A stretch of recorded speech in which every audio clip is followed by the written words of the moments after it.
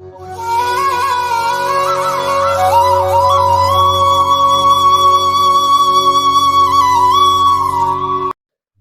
பக்தர்களுக்கு என் அன்பு வணக்கங்கள். ஓம் சாய்ராம். என் அன்பு குழந்தையே, சமீப காலமாக உனக்கு ஏற்பட்டு வருகின்ற சில கசப்பான அனுபவங்களை நினைத்து வருத்தப்பட்டு வருகிறாய். உனக்கு மேல் இருப்பவர்கள் உன்னை நினைப்பதும் உன்னை கேவலப்படுத்துவதும், நீ சொல்கின்ற ஒவ்வொரு வார்த்தைகளையும் குற்றமாக பேசுவதையும் தொடர்கதைகளாகி வருகின்றன. இதனால் நீ கலங்குகிறாய் அல்லவா? வீட்டில் கண்டபடி கடைந்து கொண்டு வாசலில் தள்ளி வைப்பதையும் வழியின்றி நீ திகைத்து நிற்பதையும் கண்டு பரிதவிக்கிறாய். இதோ இப்பொழுது நான் உனக்கு சொல்லித்தரப்போகும் முத்தான 3 வழிகளை முழுமையாக கடைபிடித்து பார். என் வழியை பின்பற்று. உன் கப்பல் எந்த சேதாரமும் இல்லாமல் கரை சேரும். அப்பா சொல்வதை முழுமையாக கேட்பாய் என்ற நம்பிக்கையில் இதை நான் உனக்கு சொல்லிக் கொள்கிறேன். இதை சாதாரணமாக நம்பிவிடாதே. அசாதாரணமான விஷயங்களையும் செய்து முடிக்கும் சக்தி வாய்ந்த 3 வழிகள். இதை முழுவதுமாக கேட்டுவிடு என் அன்பு குழந்தையே.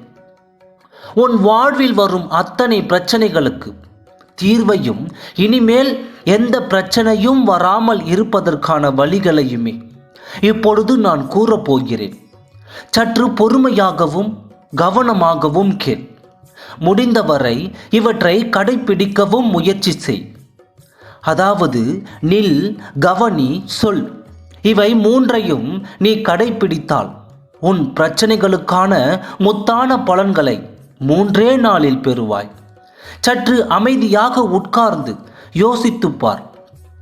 உன் பிரச்சனைகளுக்கு பலவற்றிற்கும் உன் வார்த்தைகள் தான் அடித்தளமாக இருந்திருக்கும். ஒரு சில சமயங்களில் நீ எதையும் பேசாமல் மௌனமாக இருந்திருந்தால் பல பிரச்சனைகள் உருவாகாமலேயே போயிருக்கும். நான் சொல்வது இது உண்மைதானே? எப்பொழுதும் எந்த சூழ்நிலையிலும் நீ முதலில் சென்று பேசாமல் எதிரே இருப்பவர்களை பேசுவதை கூர்மையாக கவனி. நான் கூட உன்னிடம் பல வழிகளில் தினமும் உன்னிடம் பேசிக்கொண்டு தான் இருக்கிறேன். ஆனால் நீ அதை கவனிப்பதாக இல்லை. மாறாக நீ மட்டுமே என்னிடம் பேசிக்கொண்டே இருப்பதாக நினைத்து புலம்பிக் கொண்டிருக்கிறாய். என்னிடம் வேண்டுதல் வைக்கும் பொழுது கூட நான் இதை செய்கிறேன், நீ எனக்கு இதை செய் என்று என்னிடம் ஒப்பந்தம் செய்யாதே. அப்படி செய்தால் நான் உன்னை சோதிப்பேன். அப்படி சொல்லாமல் இரக்கம் உள்ள தந்தையே எனக்கு இதை செய்து கொடு என்று சொன்னால் போதும். உனக்கு வேண்டியதை நான் செய்வேன். எனவே எப்பொழுதும் பேசுவதற்கு முன்பு 1 நிமிடம் யோசித்து பேசு. அதுவே நில் என்ற மந்திரத்தின் அர்த்தமாகும். இன்றாவதாக நீ இதுவரை சந்தித்த பிரச்சனைகள் அனைத்திற்கும் மூலம் காரணம் நீ எல்லோரையும் நம்பியதே. எல்லோருடைய வார்த்தைகளையும் கண்மூடித்தனமாக நம்பிவிட்டாய்.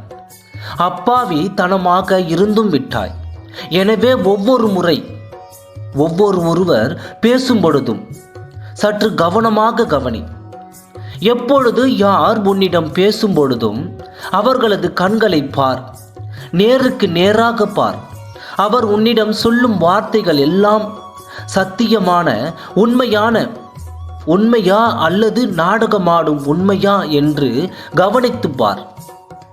ஒருவர் உன்னோடு பேச வருகிறார் என்றால் அவரது நோக்கம் என்ன என்பதை முதலில் தெரிந்து கொள்.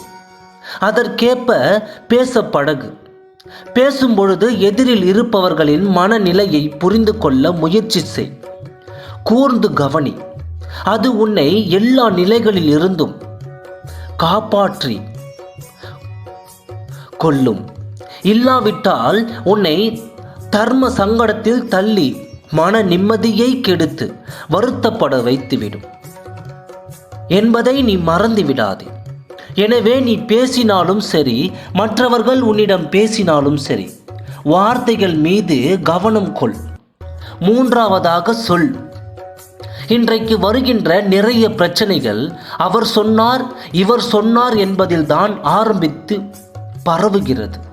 நின்று நிதானித்து பிறர் கூற வருவதை கவனித்து உணர்ந்து கொண்டால் நாம் எப்படி பதில் கூறலாம் என்பதையும் அறிந்து கொள்ள முடியும்.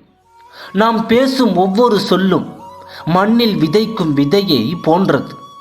வளர்ந்து விருட்சமாகுமே தவிர அழிந்து போகாது. எனவே சொல்லும் சொல்லில் கவனம் வேண்டும். இதை உனக்கு இந்த நாக்கு இருக்கிறதே, அது நரகத்தையும் உருவாக்கும், சொர்க்கத்தையும் உருவாக்கும். உனது நாக்கு உன் குடும்பத்தாருக்கு சொர்க்கத்தை உண்டாக்கினால் போதும். மற்ற நேரத்தில் அதிலிருந்து ஒரு வார்த்தையையும் பிறக்காமல் பார்த்து கொள்வது அதுதான் சிறந்தத்தனம். அதிகமாக பேசாதே. சொல்லும் சொற்களில் அர்த்தம் இருக்கட்டும். ஏற்ற நேரத்தில் ஏற்ற வார்த்தைகளை சொல். மற்ற நேரத்தில் எல்லாம் மௌனம் காத்துவிடும். பல பிரச்சனைகள் உருவாகாமல் இருக்க மௌனமே சிறந்த வழி. ஒரு வார்த்தை உனக்கு வாழ்க்கையை கொடுக்கும். அதே போல ஒரு வார்த்தை உன் வாழ்க்கையை கெட்டுவிட காரணமாகவும் இருக்கும் என்பதிலே இதை பற்றி நான் கூறுகிறேன். எதிலும் பொறுமையாக நிதானமாக இரு. பதில் பேசும் நிலை வந்தால் சுருக்கமாக பேசு. உன்னை திட்டுவோர் முன்னிலையில் பதிலுக்கு திட்டாதே. அதை பொறுத்து கொள்ள பழகிக்கொள். இவையெல்லாம் செய்தால் நீ என்னை சந்தோஷப்படுத்துகிறாய், உன் வாழ்க்கையை பலப்படுத்துகிறாய் என்பதை அறிந்து கொள். நான் சொன்ன இந்த 3ஐயும் கடைபிடித்து வருவாயா? முதலில் யாரு பேசினாலும் நீ எதுவும் பேசாமல் அமைதியாக இரு. பிறகு அவர்கள் பேசுவதை கூர்மையாக கவனி. அதன் பிறகு உனக்கான சொற்களை கவனமாக சொல்.